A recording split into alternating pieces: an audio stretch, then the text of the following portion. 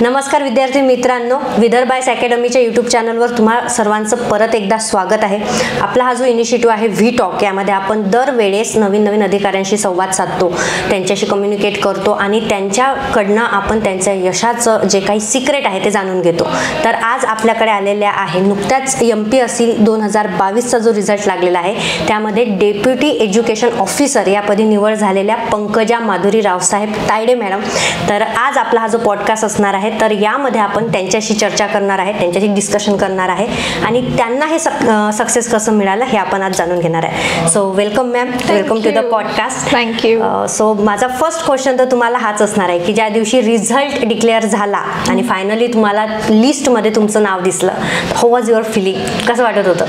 तो दिवस तर मला टाईम पण आठवतो. 20 मार्च 5:25 आणि मला माझ्या मैत्रिणीने फोन करून सांगितलं की रिझल्ट लागलेला आहे आणि मला बिलीव्हच नव्हतं की रिझल्ट लागला. त्या वीकमध्ये एक्सपेक्टेड होतं की होणार नाही होणार असं सुरू होतं. बट जेव्हा मी स्वतःच्या डोळ्यांनी त्या सिलेक्शन लिस्टमध्ये जेव्हा आपण नाव पाहतो तेव्हा इतकं खतरनाक फील झालं ना एकदम की विचारूच नका. एकदम आपल्या विदर्भियन भाषेत म्हणतो ना, एकदम माहोल वाटला मला आणि सगळ्यांच्या डोळ्यात आनंदाचे अश्रू होते. पेरेंट्सला खूप आनंद झाला, माझ्या भावालाही खूप आनंद झाला. ती एक अशी मिश्र भावना आहे की ज्याच्यामध्ये दुःखही होतं, आनंदही होतं, एक्साइटमेंटही होती आणि तुम्ही जो केलेला जर्नी असतो ना तो त्या काही क्षणांमध्ये डोळ्यासमोर तरळतो. तर ती एकदम अशी वाव फिलिंग होती आणि सगळ्यांच्याच आयुष्यात ती वाव फिलिंग यावं अशी माझी अपेक्षा आहे. हा जो हे जे तुमची फिलिंग होती तर यासाठी जी सुरुवात झाली आहे तर तिथनं आपण सुरुवात करू. तर कशी सुरुवात झाली मॅम तुमची? तुमचं बॅकग्राऊंड थोडं आम्हाला सांगा. ओके. सो मी 10th पर्यंत होली क्रॉस मराठी हायस्कूलला होते आणि त्याच्यानंतर इंजिनिअरिंगला प्रवेश घेतला मी government college of engineering Amravati. BTech झालं आहे माझं इलेक्ट्रॉनिक्स अँड टेलिकम्युनिकेशनमध्ये आणि मी 2019ची पासआउट आहे.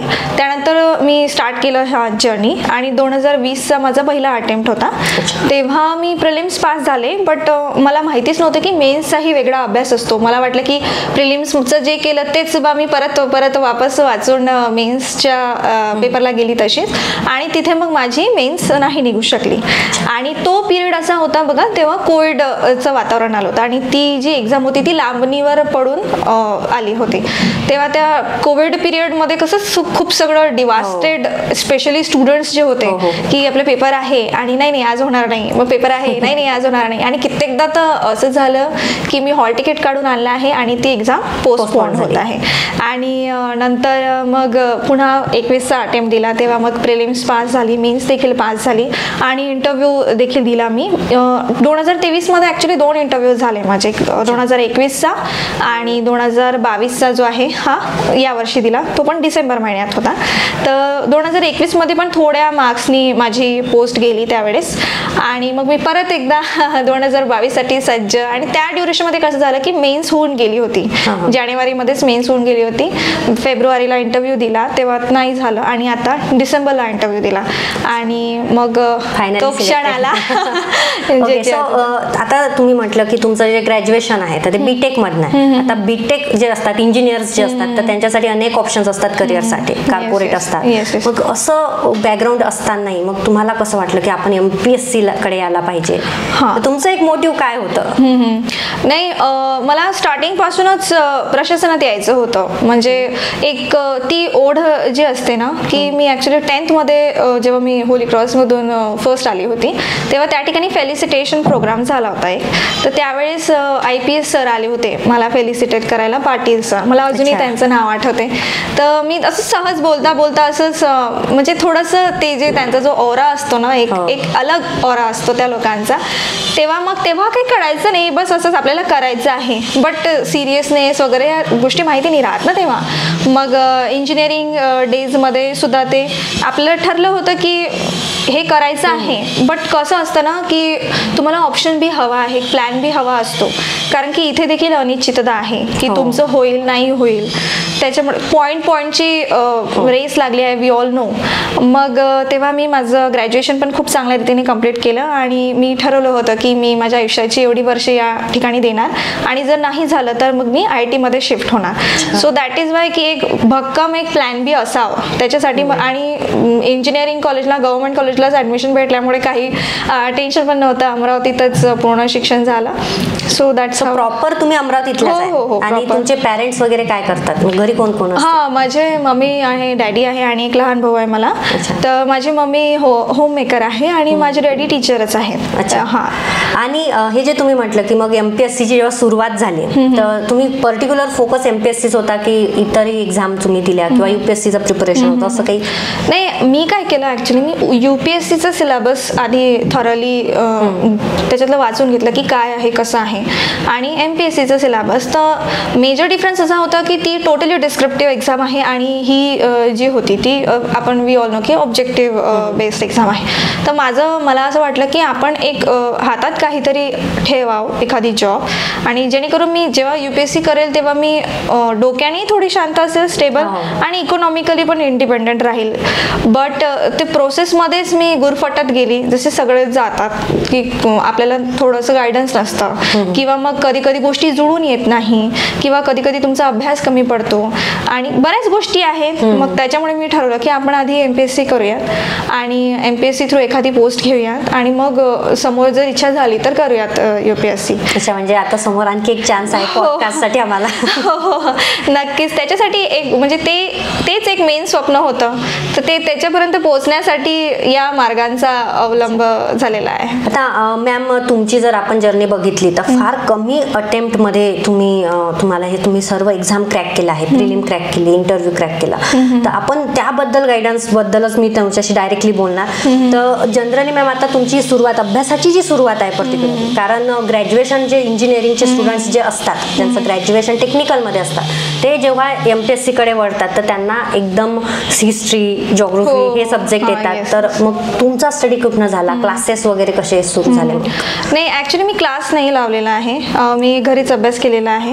कम्प्लीट सेल्फ स्टडी आहे? सेल्फ स्टडी केलेला आहे. तर मी म्हणजे जसं टॉपर्सचे व्हिडिओ येतात ना यूट्यूबवर वगैरे, तेव्हा तुम्ही जेव्हा टॉपर्सचे व्हिडिओ बघतात त्याच्यामध्ये काही कॉमन बुक्स असतात की जे वाचल्याच जातात. म्हणजे आपण म्हणतो की त्या समाजमान्य म्हणा की अभ्यासमान्य म्हणा, त्या बुक्स असतात. तर त्यांचाच मी घेतल्या होत्या की तीच बुक घ्यायची. बट आता जसं म्हटलं की इंजिनिअरिंग केल्यानंतर हिस्ट्री, जिओग्राफी आपला फंडाच नाही आहे, आपण सगळे टेक्निकल टर्म्स वगैरे याच्याशी मिळतं जुळतं. तेव्हा मी स्टार्टिंग स्टेट बोर्ड वाचून केली आहे की स्टेट बोर्ड एकदा डोळ्याखालून घातले, त्याच्यानंतर NCERTs डोळ्याखालून घातले आणि त्याच्यानंतर मग ज्या रेफरन्स बुक्स असतात त्याच वाचल्या. मी काही असं वेगळं काही केलेलं नाही आहे. रेफरन्स मी खूप जास्त रेफरन्सने ठेवले आहे. लिमिटेड गोष्टींमधून मी ते परत रिवाईज करायची. आणि करंट अफेअर्सचं कसं राहते, करंटची जर जोड तुम्ही तुमच्या सिलेबसला दिली आणि सिलेबस ओरिएंटेड अभ्यास, असं नाही की बुकमध्ये सगळ्याच गोष्टी असतात, बट मार्क्स ओरिएंटेड कुठली आहे, सिलेबसला धरून कुठली बुक आहे. तर या गोष्टीचे डिटेल अनालिसिसचे भयानक व्हिडिओ आहेत. तुम्हाला म्हणजे अशी गोष्ट नाही की तुम्हाला लावावंच लागेल, तुम्ही तुमचं स्वतःचं प्लॅनिंग आखून पण तुम्हाला देखील यश प्राप्ती होऊ शकते. So that's how. पण जेव्हा जो कोणी सेल्फ स्टडी करणार आहे तर त्यांचा मेजर प्रॉब्लेम असते ते म्हणजे कन्फ्युजिंग स्टेटमध्ये असतात ते ऑल टाइम, कारण प्रॉपर गायडन्स आपल्याला मिळत नाही. मग आपल्या जसं आता आपण म्हणतो की सोशल मीडिया आहे, मग कुठले आपण युट्यूबवर जर का आपण चेक करत असेल किंवा युट्यूबवर व्हिडिओ आपण बघतो तर नंबर ऑफ व्हिडिओज असतात. मग गायडन्समध्ये थोडंसं कन्फ्युजन असते की कशावर विश्वास ठेवायचा आहे, कोणाला फॉलो करायचा आहे. तर मग हे तुम्ही कसं टॅकल केलं? मी की नाही, सगळ्यात महत्त्वाची गोष्ट आहे सिलेबस. तुमचा सिलेबस पाठच असला पाहिजे असं मला वाटते. जेव्हा तुम्ही सिलेबसला स्क्रीनिंग करायचं आहे आणि तुम्ही जेव्हा टॉपर्सचे व्हिडिओ, असे खूप सगळे व्हिडिओज असतात, बट तुम्ही असं 1-2 व्हिडिओ ऐकले की तुम्हाला कसं स्वतःचं कळायला लागतं की याच्यातून हे फिल्टर होत आहे, त्याच्यातून ते फिल्टर होत आहे. आणि बुकलिस्ट पण टेलिग्राम वगैरे चॅनल्स आहेत, त्याच्यामध्ये देखील बुकलिस्टमध्ये तुम्हाला भेटून जातात कॉमन रेफरन्सेस. आणि तुम्ही सिलेबस आणि ते बुक मधला पॉईंट तो कव्हर नसेल होत तर इंटरनेटचा वापर करा. खूप सगळ्या गोष्टी आहेत, वेगवेगळे ॲप्स आहेत, त्याच्यातून तुम्ही आताच्या मुलांना तर AIचे किती सगळे टूल्स अवेलेबल आहेत. सो त्या गोष्टीचा म्हणजे सिलेबसला धरून अभ्यास केला मी, म्हणजे सिलेबस सोडून बाकी काहीच वाचलं नाही आणि त्याला करंटची जोड दिली आहे. Daily current affairs, daily updated राहायचं. आणि जर पॉलिटिकली कुठली गोष्ट होत आहे, पॉलिटिशी रिलेटेड कुठली अमेंडमेंट होत आहे किंवा कुठलं बिल पास होत आहे, त्याच्याशी रिलेटेड घटनेमध्ये काय दिलेलं आहे, या सगळ्या गोष्टी तुम्ही इंटरलिंक जर करत गेल्या किंवा वेगवेगळे इंडेक्स येतात, जेंडर गॅप इंडेक्स आहे, HDI आहे, HDR आहे, वी ऑल नो, तर त्याच्या अकॉर्डिंगली मग मी ते स्क्रीनिंग करत करत स्वतःची एक करंटची वेगळी बुक आणि त्याच्यानंतर जसं आपलं रेफरन्स मटेरियल आहे पॉलिटीसाठी आपण एम लक्ष्मीकांत वगैरे बघतो, तिथेच बाजूला चिटमध्ये लिहून ठेवायचं की ही करंटचा एक डेटा आहे, याच्यावर येऊ शकतो. आता सपोज तुम्हाला तीच घटना दुरुस्ती विचारणार नाही, पण तुम्हाला त्याचं घटनेमध्ये प्रोसेस काय आहे त्याच्यावर प्रश्न येतात, तर तुमचं आणि मायन्यूट लेवलवर फसवलं राहते आयोगाने, छोट्या छोट्या वर्ड्समध्ये हे केले राहते, घफलत केली राहते, तेव्हा त्या गोष्टी फिल्टर आउट करणं खूप इम्पॉर्टंट आहे आणि त्यालाच तुम्हाला जोड द्यावी लागते PYQची. मला वाटते की सगळ्यात मोठी टेस्ट सिरीज जर असेल कुठली तर आयोगाचे स्वतःचे पेपर, आणि जर तुम्ही 23 जर आता मेन्स पाहिली असेल तर त्याच्यामध्ये पॅटर्न थोडासा असा शिफ्ट झाला की तुमचं नॉलेज चेक करत आहे, नॉलेज इन द सेन्स की तुम्हाला कळलं आहे का, पाठांतर नाही, तुम्हाला कन्सेप्ट कळली आहे का, त्याच्यावरून त्यांनी स्टेटमेंट वाईज क्वेश्चन्स दिलेले आहेत. म्हणजे आयोग देखील स्मार्ट होत आहे, त्याच्यासोबत आपल्यालाही स्मार्ट होणं आवश्यक आहे, त्याच्यामुळे हार्डवर्कला स्मार्टवर्कची जोड देणं आवश्यक आहे. तर आपण आता स्ट्रेट फॉरवर्ड मी सांगते आपल्या स्टुडंटला की मॅम जे आहे तर त्या महाराष्ट्रामध्ये एसेमध्ये जो मराठीमधून जो एसे असतो आपला तर त्या टॉपर आहे, त्यांना 50 पैकी 37 म्हणजे 37 मार्क्स मिळालेले आहेत. तर आपण डायरेक्टली तेच गायडन्स घेऊ त्यांच्याकडनं की तुम्ही आम्हाला एसे बद्दलच सांगा. एसे हा नेहमी स्कोरिंग असतो आणि तुम्ही महाराष्ट्रामधून मराठी एसेमध्ये टॉप केला आहे, तर तुम्ही एसेची काय तुमची स्ट्रॅटर्जी होती, कशी प्रिपरेशन केली, किंवा त्यासाठी महत्त्वाचा असतो कंटेंट, तो कसा कलेक्ट करायचा? एसे साठी बघा मी काय केलं होतं की टेलिग्रामवर RTI थ्रू मागवलेले पेपर्स येतात टॉपर्सचे, प्रत्येक वर्षाच्या टॉपर्सचे पेपर येतात, तेव्हा त्यावेळेस मी त्यांचं बघितलं होतं. जसं हेतल पगारे मॅमचं एक चॅनल आहे, त्या UPSC थ्रू पण म्हणजे UPSC देखील क्रॅक केली, त्यांचे असे त्यांनी सेशन्स घेतले होते आणि ते रेकॉर्डिंग्स पण टाकले होते, तेव्हा मी ते बघितले आणि नंतर मग मला बऱ्यापैकी लिहिता येते चांगलं, तेव्हा मग मी ते पॅटर्न असं हे केला होता की तुमचं स्टार्टिंग इंट्रोडक्शन असं लंब पूर्ण पेज इंट्रोडक्शन नको, थोडक्यात इंट्रोडक्शन आटोपणे, मध्यात काहीतरी ओव्या चारोड्या टाकणे आणि अंडरलाईन करणे, त्याच्यानंतर एखादा कोट असेल तर बरोबर, आणि पंक्च्युएशन मार्क्स जसे राहतात ना, आणि तुमचा जो पेपर आहे ते तुमची पर्सनॅलिटी रिफ्लेक्ट करतो असं वाटतंय मला. आणि त्यामुळे मी माझा पेपर एकदम नीट क्लीन वेल हँडरायटिंग आणि त्याच्यामध्ये एसेमध्ये कोट्सचा वापर, त्याच्यानंतर कोणी कुठलं सेंटेन्स दिले असेल जसे महापुरुषांनी दिलेले सेंटेन्स आहे, तुम्ही ते सेंटेन्स लिहिताय डबल इन्व्हर्टेड कोमामध्ये आणि खाली त्यांचं नाव एक लाईन सोडणे, त्याच्यानंतर बरोबर पॅराग्राफला स्टार्टिंगला थोडी स्पेस सोडणे आणि असं लांब लचक, म्हणजे तुम्ही वरती जे लिहत आहे त्या गोष्टीचा खाली रेफरन्स लागला पाहिजे. म्हणजे तुम्ही वरती वेगळंच लिहत आहे आणि खाली त्याला काहीच म्हणजे शेपूट नाही, पाय नाही, तोंड नाही असं नको. ते एक असं जस्ट लाईक रिव्हर, तो फ्लो जो आहे तो एंडपर्यंत मेंटेन झाला पाहिजे. मग तुम्ही इंट्रोडक्शन दिल्यानंतर बॉडी त्याच्यामध्ये, मग बॉडीमध्ये जे एसेमध्ये एक्सपेक्टेड आहे जसं स्वातंत्र्याचे अमृत महोत्सव एसे होता, त्याच्यानंतर नवीन एज्युकेशन पॉलिसीवर एसे होता, तेव्हा तुम्हाला त्याच्यातल्या फॅक्ट्स त्यामध्ये मेन्शन करणं, त्याच्याशी रिलेटेड गव्हर्नमेंटच्या कुठल्या स्कीम्स असेल, इनिशिएटिव्ह असेल ते मेन्शन करणं, करंटचा सर्वेचा डेटा असेल तो मेन्शन करणं, एखादी केस स्टडी देणं, या सगळ्या गोष्टी अशा फ्लोमध्ये तुम्ही लिहिणं आणि एंडला छानपैकी कन्क्लुजन करायचं. कन्क्लुजन हे पूर्ण पेजभर नाही करायचं आपल्याला, कन्क्लुजन साधारणतः 7 ते 8 ओळींमध्ये कन्क्लुजन आणि एंडला एखादा कोट वगैरे, आणि प्रॉपरली मॅनेज आणि खडाखोड नको आहे. म्हणजे कसं करतात की एखादा शब्द चुकलेला आहे त्याला असं एकदम असं खडाखोड नाही करत, एक सिंपल लाईन ओके, म्हणजे त्या पेपर सेटर जो चेकिंग करणारे आहे त्यांना वाटलं पाहिजे की नाही ती पर्सनॅलिटी रिफ्लेक्ट होत आहे, मी काहीतरी क्वालिटी मटेरियल चेक करत आहे, मी 10वी 12वीतल्या लेकराचे पेपर चेक करत नाही.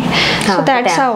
म्हणजे आणि हा जो तुम्ही म्हणत आहे की प्रेझेंटेशन फार महत्वाचं आहे एसेमध्ये, जेवढा महत्वाचा कंटेंट आहे, पण हे जे तुम्ही आता रिपीटेडली म्हणत आहे की तुम्ही त्यामध्ये चारोळी लिहायच्या, ओळी लिहायच्या किंवा काही समाज सुधारकांचे मत लिहायचे, मग हा कंटेंट साठी तुम्ही वेगळं काही मेहनत करायची की जो आपण डेली अभ्यास करतोय आपल्या जीएस साठी तिथनच कलेक्ट करायचे? नाही, मी ऍक्च्युली काय करायची की वर्षभराच्या करंट मधले जे टॉपिक असतात ना ज्वलंत विषय त्याच्यावरच एसे येतो, जर तुम्ही व्यवस्थित जर स्क्रीनिंग केलं आणि टेलिग्राम्सवर पण एक्सपेक्टेड एसेच्या लिस्ट तुम्हाला इझिली अवेलेबल असतात. तेव्हा त्याच्याशी रिलेटेड थोडीफार माहिती, त्याच्याशी रिलेटेड थोडेफार चारोड्या, किंवा मग कसं होतं की पेपरला जाताना की नाही खूप सगळं फंबल्ड होऊन जातो आपण, हे पण आहे ते पण आहे पण आहे, मग वेळेवर तयार करायचं काहीतरी. तर त्याच्यासाठी थोडंसं म्हणजे तुम्हाला वेळ काढावा लागतो. तो ॲक्च्युली काय होतं की आपण सगळे GS2 GS3 स्कोरिंग सब्जेक्ट आहे त्याच्या मागे लागून जातो. बट हा एक म्हणू शकतो आपण हिडन जेम आहे की तुमचं रँकही वर जाते, तुमचा स्कोर पण बूस्ट होतो. तुम्हाला त्याच्यामुळे त्याला नका निग्लेक्ट करायला हवा असं. मग तुमचा असं जो आपला जो डेली रुटीन असतो तर त्यामध्ये असं एक सेपरेट एखादा तास होता का की या पर्टिक्युलर वेळेत मला एसेच करायचा आहे? नाही, असं मी डेली रुटीनमध्ये नाही. आता सपोज मेन्स आहे, मंथ एका मंथवर मेन्स आहे, तर मग तेवढ्या मंथमधला पर्टिक्युलर जसं कसं आहे आपण दिवसभर अभ्यास करतो आणि मग रात्री जेवण झाल्यावर अभ्यास होत नाही, तेव्हा मग हे काम करायचं. अच्छा, तेव्हा तुम्ही एसे तेव्हा मग हे काम करायचं, बॉडी तयार करायची. किंवा तुम्हाला वेळच नाही भेटत आहे, कोणी वर्किंग असू शकते, तेव्हा काय करायचं की पॉईंट्स काढून ठेवायचे की जेणेकरून तुम्ही इलॅबोरेट करू शकाल. त्याच्यामुळे थोडंफार त्याला इनपुट द्यावंच लागेल, त्याला एकदम मी निग्लेक्ट करता येणार आहे. आणि जसं आता तुम्ही म्हणत आहे की तुमचा सेल्फ स्टडी होता, कम्प्लीट सेल्फ स्टडी होता तुमचा. आता आपले बरेचसे असे व्ह्युअर्स असतात की ज्यामध्ये काही वर्किंग आहेत किंवा काही हाऊस मेकर असतात, मग त्यांना वेळ मिळत नाही किंवा त्यांना कोचिंग ते जॉईन करू शकत नाही. तर आपण त्यांच्यासाठी तुम्ही एक गायडन्स द्या की तुम्ही कशा पद्धतीने सब्जेक्ट प्रिपेअर केले, कारण व्हास्ट सिलेबस आहे. तर मग हे व्हास्ट सिलेबस असताना कसं स्वतःला डिसिप्लिन ठेवायचं, कारण जेव्हा आपण घरी असतो तर घरी डिसिप्लिन मेंटेन करणं हे सर्वात कठीण काम आहे. तर ते तुम्ही कसं करायचं, स्वतःला मोटिवेट कसं ठेवायचे? घरी त्याचं सगळं श्रेय जाते मम्मीला, कारण की मी एकही काम करायची नाही घरातलं, ती सगळं मला सगळ्या गोष्टी जवळ. आणि माझं कसं होतं की असं एका ठिकाणी जर तुम्ही बसत आहे, जेव्हा तुम्हाला असतं ना की ही गोष्ट आपल्याला पाहिजे, तेव्हा तुम्हाला ते इनपुट दिल्याशिवाय आउटपुट नाही मिळत. तर माझे असं काही एकदम टाईट मी 12-12 14-14 तास बसायचे असं नाही. मी एकदम चिल पर्सनॅलिटी आहे. मी म्हणजे घरच्यांशी पण इंटरॅक्ट करणार. म्हणजे कसं झालं, आता मी आता अभ्यास करत आहे तर मी अभ्यासच करणार. मी अभ्यासाव्यतिरिक्त दुसरी गोष्ट मोबाईलवर टाइमपास करणे किंवा मग असंच कोणी आलं तर गोष्टी करत बसणे, या गोष्टी नाही. अभ्यासाच्या वेळेला अभ्यास, एन्जॉयमेंटच्या वेळेला एन्जॉय. आणि त्याच्यामध्ये कसं राहते की तुम्ही तुमचे वीकनेस ओळखून घ्यायचे. पर्टिक्युलर सब्जेक्टला पर्टिक्युलर एवढा वेळ दिला पाहिजे. तुम्ही तुमच्या स्वतःच्या मायक्रो नोट्स काढू शकता किंवा रनिंग नोट्स काढू शकता, किंवा कोणाकोणाला नोट्स काढणं येत नाही, कधी कधी खूप जीवावर येतं. तर तुम्ही काय करायचं की तुमची जी रेफरन्स बुक आहे त्याच्या बाजूला चिट नोट्स काढायच्या छोट्या छोट्या. आणि खूप सगळं असं पसारा वाचल्यापेक्षा क्वालिटी मटेरियल्स तुम्ही वापस वाचा. म्हणजे तुम्हाला त्यातलं काहीही विचारलं, रिव्हिजन खूप वेळा झाली पाहिजे तुमची, आणि त्याला सोबत करंटची जोड. आता जर GSचं बोलायला झालं तर HRD हा जो सब्जेक्ट आहे त्याबद्दल बरेचशांचं कन्फ्युजन असतं की नेमकं काय आपल्याला वाचायला पाहिजे किंवा कसा तो सब्जेक्ट टॅकल करायला पाहिजे. तर असं तुमचा कुठला एक सब्जेक्ट होता का जो तुम्हाला वाटत होता की हा सब्जेक्टला मला टॅकल करायला थोडं डिफिकल्ट होत आहे, असं काही होतं का? किंवा मग त्याला तुम्ही कसं हँडल केलं? नाही, मी कसं ठरवलं होतं की जे स्कोरिंग सब्जेक्ट आहे ना त्याच्यावर जास्त फोकस करायचं. जसं GS3 आहे, GS2 आहे. आणि त्या मी जसं आता खूप वेळा मी रिपीट म्हणत आहे की करंटची जोड. कारण की HR मध्ये तुम्हाला करंटमधल्या ज्या स्कीम्स आहे, आता तुम्हाला जर एखादी स्कीम विचारली तर त्याचं इयर तुमचं पाठ असलं पाहिजे. आता मागच्या 2-3 वर्षात ट्रेंड असा आला की तुम्हाला विथ डेट विचारत आहे 29 फेब्रुवारी 2019. मग त्याच्यामध्ये ऑप्शनमध्ये पण 19/19/2019 सगळीकडे असतं आणि मंथमध्ये फिसवलं असतं. तर तुमचं ते खूप स्ट्रॉंग असलं पाहिजे. म्हणून परत रिवाईज करून फॅक्ट्स रिवाईज करा. आणि फॅक्च्युअल कंटेंट आहे दोन्ही पेपरमध्ये, आणि तो चेंज होत राहतो. तर तुम्ही त्या वेळेला काय सुरू आहे, प्लस इकॉनॉमिक सर्वे जो राहतो महाराष्ट्राचा आणि इंडियाचा, प्लस बजेट, त्याच्यामधल्या ज्या स्कीम्स आहे त्या विचारण्याचे चान्सेस खूप जास्त असतात. त्याचं तुम्ही स्वतःच्या अँगलनी जर असे नोट्स काढून असं म्हणजे पुन्हा तुम्हाला एवढा मोठा सर्वे वाचायची गरज नाही. जे इम्पॉर्टंट आहे ते जर तुम्ही नोट डाऊन केलं आणि परत त्याच्यावर तुम्ही मेहनत घेत गेले तर त्याच्या अकॉर्डिंगली होते. आणि GS4 साठी पण सेम स्ट्रॅटेजी. आणि GS1 मध्ये जॉग्राफी खूप जास्त जास्त स्कोरिंग आहे. जर तुमच्या कन्सेप्ट क्लिअर असेल आणि PYQ सोबत PYQची जोड देणं खूप आवश्यक आहे, की जेव्हा तुम्ही राज्यसेवेचा अभ्यास करत आहे तर फक्त राज्यसेवेचेच PYQ नाही, तुम्ही त्याच्यासोबत कंबाईनचे PYQ झाले, फॉरेस्टचे एक्झाम PYQ झाले, तर सगळे PYQ तुम्ही तुमच्या डोळ्याखालून घालणं खूप आवश्यक आहे. त्याच्या ज्या अदर ऑप्शन्स राहतात त्याचा देखील विचार करणं आवश्यक आहे. स्वतःच्या एलिमिनेशन ट्रिक्स तुम्ही वापरू शकता. जसं ऑप्शनमध्ये एलिमिनेशन करून खूप वेळा आपल्याला थ्रू लॉजिक जाता येऊ शकते. कारण की प्रत्येकाला प्रत्येक गोष्ट माहीत राहील असं नाही. जेव्हा तुम्ही एखादी गोष्ट तुम्हाला एका गोष्टी जर माहीत असेल त्याच्यावरून तुम्ही ॲटलिस्ट 2 ऑप्शन तरी एलिमिनेट करू शकले पाहिजे, म्हणजे तुम्हाला रिस्क घेता येईल. तर अशा वेळी मग आणि आणखी एक कन्फ्युजिंग क्वेश्चन असतो की काही लोकांना वाटतात, म्हणजे काही स्टुडंटला, की प्रिलिमचा अभ्यास वेगळा असतो, मेन्सचा अभ्यास वेगळा असतो, किंवा काहींना वाटतात की दोन्हीचा अभ्यास आपण एकत्र सायमल्टेनियसली करू शकतो. तर तुमची काय स्ट्रॅटेजी होती? तुम्ही असं सेपरेट केलं होतं की सायमल्टेनियसलीच? नाही, मी काय केलं होतं, आता पहिल्या अटेम्प्टच्या वेळेस तर मी फक्त प्रिलिम्सचाच अभ्यास केला होता. यावेळेस काय केलं मी की पहिले मेन्सचे जे सब्जेक्ट आहेत ना, की ज्याचा सिलेबस कॉमन प्रिलिम्स सोबत आहे, तो मी आता प्रिलिम्स सपोज 2 महिन्यावर आहे, तो कॉमन सिलेबस मी 2 महिन्यात कव्हर करणार, म्हणजे ते बेनिफिशियल राहील प्रिलिम्सला. आणि जो स्टॅटिक इकडचा जो पार्ट आहे की जो फक्त मेन्स ओरिएंटेड आहे, तो आधी कम्प्लीट करून टाकायचा. आणि प्रिलिम्समध्ये तुम्हाला माहीत असायला पाहिजे की जॉग्रफीवर मार्क्स ओरिएंटेड आहे, एन्व्हायरमेंट झाले, करंट झाले, इकॉनॉमिक्सचे जे डेटा राहतात आपले 1 लाइनर क्वेश्चन्स झाले, आणि सर्वेमधला डेटा, या सगळ्या गोष्टींची ताळमेळ जर बसवली तर तुम्ही प्रिलिम्स इझिली पास होऊ शकता. आणि सीसॅटचा तर प्रश्नच येत नाही, कारण सीसॅटमध्ये आता क्वालिफाईंग झाला आहे. त्याच्यामुळे पॅसेजेस तुमचे बरोबर आधी पॅसेज सॉल्व्ह करणे, किंवा कोणाचं मॅथ्स खूप एक्स्ट्रा ऑर्डिनरी चांगलं असेल तर त्याच्यामुळे ते सॉल्व्ह करणे, ते तुम्ही तुमच्या हिशोबाने, म्हणजे पर्सन टू पर्सन ते व्हॅरी होते. असं मी असं नाही म्हणते की असंच करायला हवं, बट ते प्रत्येक व्यक्तीचा अपेक्षा बदलत जातं. हो, तर आता प्रिलिम झालं, मेन्स झाली, आता प्रत्येकाला, म्हणजे कुठलाही स्टुडंट असो, नवीन असो किंवा त्याला 4-5 वर्ष झालेले असणार, प्रत्येकाला क्युरिओसिटी असते ती म्हणजे इंटरव्ह्यू बद्दल. आपल्याला जाणूनच घ्यायचं असते की इंटरव्ह्यू मध्ये काय झालं, तुम्हाला काय विचारलं होतं. तर तुम्ही आमच्या स्टुडंटला काही सांगा, तुमचा इंटरव्ह्यू कसा गेला? ओके, इंटरव्ह्यू म्हणजे इतकी जास्त मेहनत घेतली होती इंटरव्ह्यूवर. त्या स्पॅनमध्ये माझा इंटरव्ह्यू होता मॉर्निंगचा सेशन होता माझा, आणि पॅनल मला शिंदे सरांचा पॅनल होता. आणि एकदम ते जे राहते ना, आदल्या रात्री झोप न येणे, एकदम असं कसं तरी होणे. आणि मग मी जेव्हा डेस्टिनेशनला पोहोचली तेव्हा मला काहीच नाही वाटायला लागत होतं.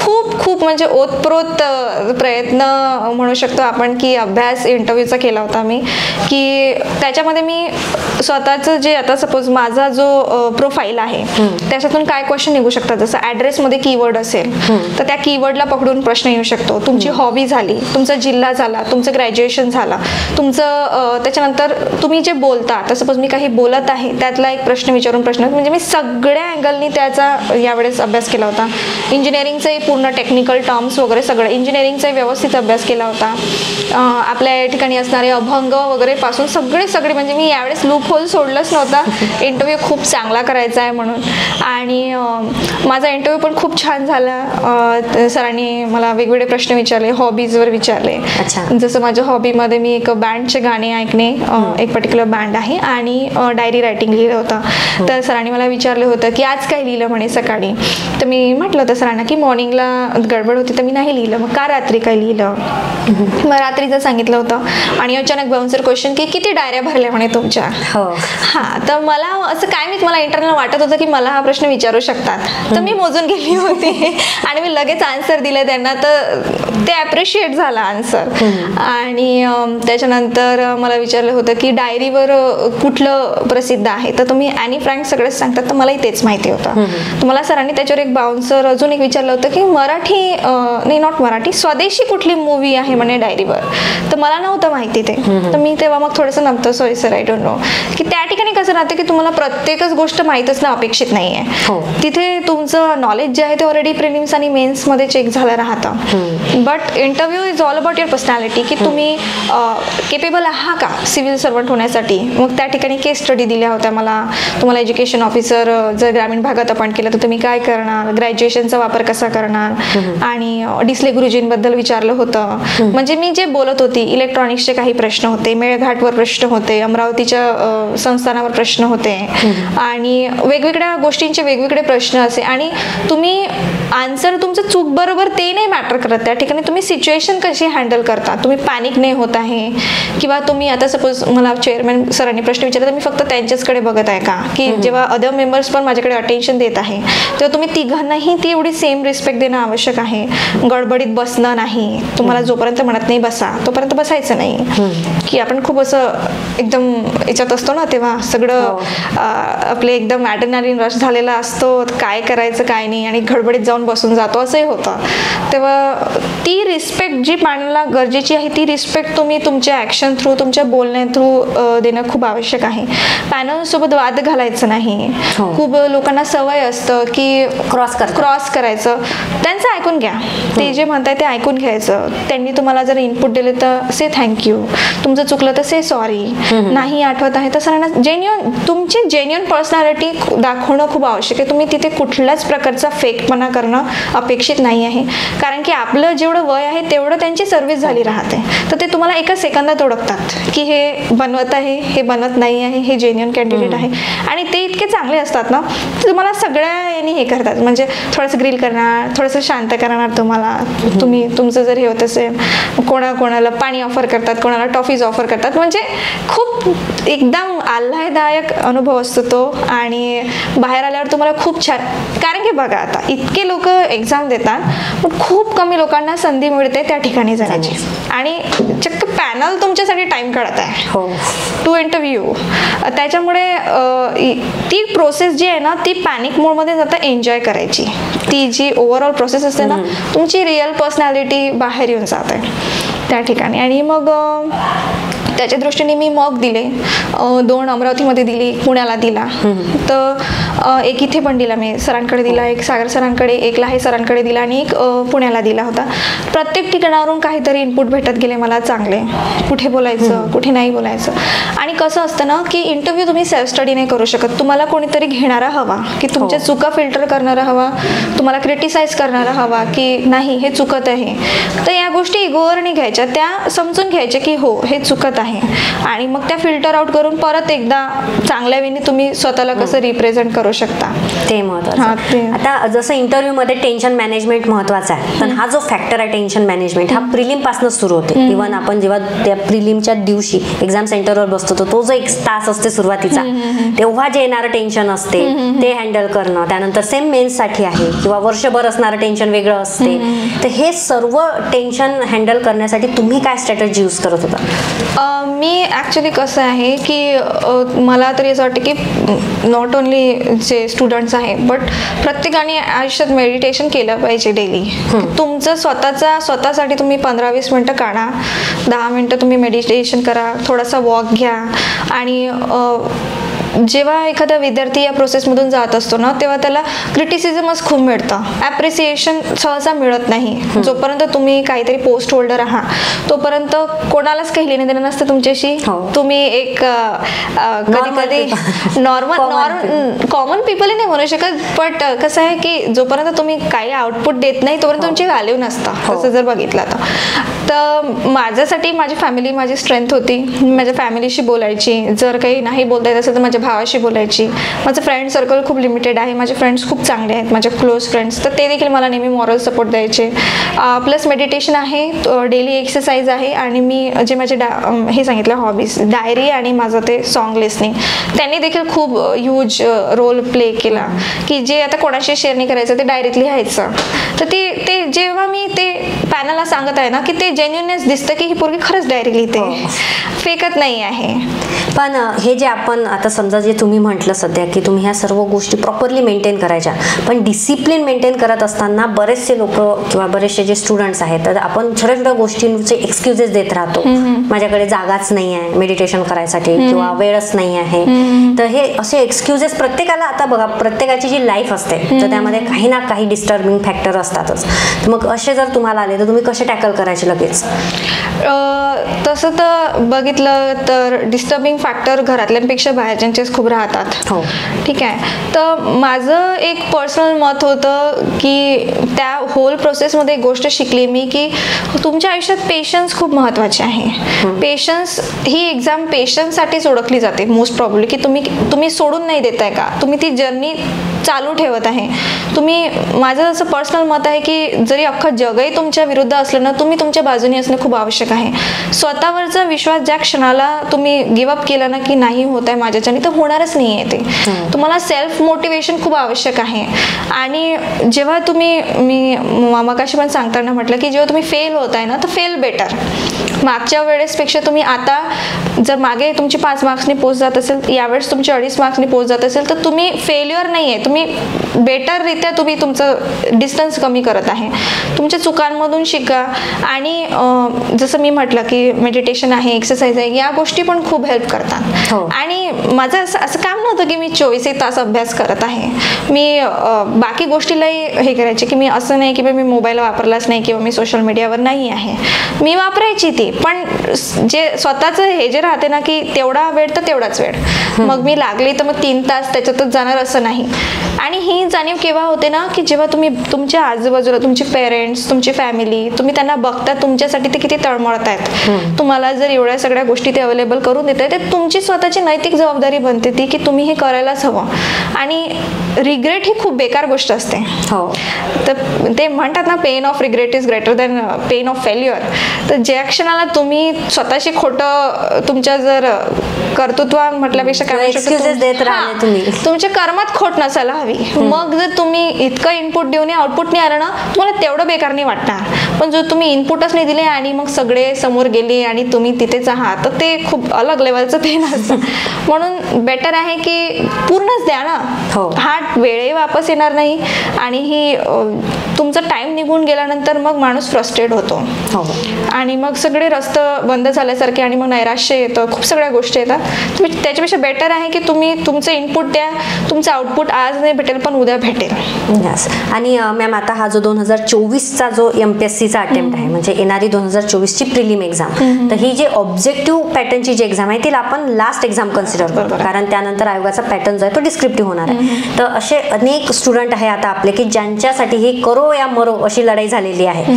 काय हुक अँड क्रूक, आता हाच लास्ट अटेम्प्ट आहे. तर अशा सर्व जे आपले स्टुडंट आहे किंवा मुली आहे पर्टिक्युलरली, किंवा बरेचशी मुलींची पण ही एक तक्रार असते, तक्रार किंवा त्यांचा एक जेन्युइन प्रॉब्लेम असतो की काही मुली ज्या गावाकडे राहणाऱ्या, खेड्याकडे राहणाऱ्या आहे, त्यांना प्रॉपर गायडन्स नसते, कोचिंग नाही राहत, किंवा बाकी प्रत्येकाचं लाईफचं एक वेगळं वेगळं काही ना काही सुरू असते. तर पण असे सर्व ज्यांना हा अटेम्प्ट लास्ट द्यायचाच आहे, त्यांना पोस्ट मिळवायचीच आहे, तर त्यांना तुम्ही काय सांगणार, म्हणजे असे की पॉइंट की हे केलं तर बस एक्झाम निघाली? सगळ्यात पहिले की तुम्ही जर तुम्ही एक्स्ट्रा करिक्युलर ॲक्टिव्हिटीजमध्ये गुंतले असाल किंवा खूप जास्त तुम्ही बाहेर टाइम स्पेंड करत होता अननेसेसरीली, तर तो कट करायचा. एक स्वतःला एक ठरवून घ्यायचं की ही एक वॉर आहे आणि ती जिंकलीच पाहिजे. तेव्हा तुम्ही प्रॉपर आता, आणि लकीली तुम्हाला वेळ मिळत आहे, एक्झाम पोस्टपोन, तर तुम्हाला एक्झाम पोस्टपोन झाली, तो तुम्हाला वेळ मिळत आहे, त्याचा सदुपयोग करा.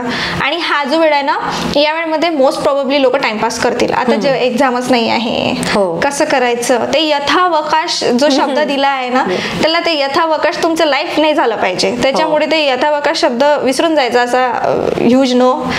वापस जायचं, तुमचे ते बुक्स आहेत, तुम्ही जे नोट्स काढले आहेत त्या वापस रिवाइज करायच्या, टेस्टचे पेपर भेटत असेल सॉल्व्ह करायचे, आयोगाचे पेपर सॉल्व्ह करायचे, सिलेबस धरून अभ्यास करायचा. आणि तुमचा आता वेळ भेटत आहे, थोडाफार मेन्सचे जे कॉमन टॉपिक मी आधी सांगितलं, ज्या गोष्टी आहेत दोन्ही बाजूनी त्या करायच्या. आणि तुमचं स्वतःला रोज अपडेट करत फायनल अटेम्प्ट हा तुमच्या जीवापाड, जसं जीवापाड प्रेम करतो ना एखाद्या गोष्टीवर, त्या ठिकाणी तसं त्या एक्झामवर करा. आणि जर झालं तर यावर जागा पण चांगल्या येऊ शकतात. त्याच्यामुळे जे विद्यार्थी आधीपासून या गोष्टीचं प्रिपरेशन करत आहेत त्यांनी तर म्हणजे एकदम जी जान तोडून या गोष्टीच्या मागे लागायला हवं. आणि मटेरियल वगैरे या गोष्टीचा प्रॉब्लेम मला तरी वाटत नाही की आता यायला हवा, कारण की इतकी कनेक्टिव्हिटी आहे आणि बरेच ॲप्स आहेत, नॉलेजेबल आपण म्हणू शकतो, विकिपीडिया आहे, इंटरनेट आहे. तेव्हा कुठलं कंटेंट घ्यायचं आणि कुठलं नाही घ्यायचं हे इम्पॉर्टंट आहे. तुम्ही त्याच्यावरच टाइमपास करत बसले तर काही त्याला तथ्य नाही.